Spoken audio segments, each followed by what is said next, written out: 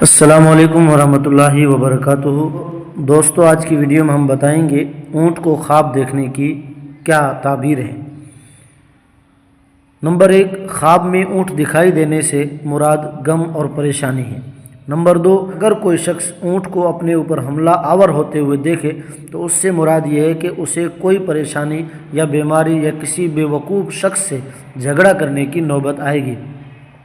Number 3، اگر اونٹ کی نکیل پکڑ کر اسے کسی شارع عام پر لے جا رہا ہو تو اس کی تعبیر یہ ہے کہ وہ کسی گمراہ کے لیے ہدایت کا باعث بنے گا، اور اگر وہ کسی نامعلوم راستے پر اونٹ کو لے جا رہا ہو تو اس کی تعبیر یہ ہے کہ وہ کسی شخص کے لیے باعث گمراہی فساد ہوگا۔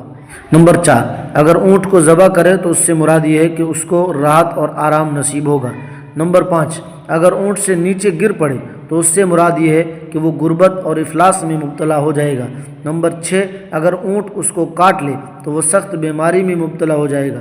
نمبر 7، اونٹ سے شیطان اور منافق آدمی بھی مراد لیا جا سکتا ہے۔ نمبر 8، اگر غیر شادی شدہ عورت اونٹ پر سوار ہو تو اس سے مراد یہ ہے کہ اس کی شادی ہونے والی ہے۔ نمبر 9، اگر سواری کرنے والی عورت کا خاوند گھر سے باہر گیا ہو تو اس سے مراد یہ ہے کہ وہ واپس آنے والا ہے۔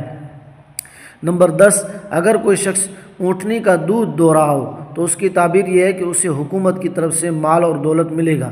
نمبر 11، اگر دوہنے کے دوران دودھ کے بجائے خون آ رہا ہو تو وہ حرام طریقے سے دولت حاصل کرے گا۔ 12، اونٹ سوار کو خواب میں دیکھنے سے مراد دور دراز کے سفر اور مریضوں کا وفات پانا ہے۔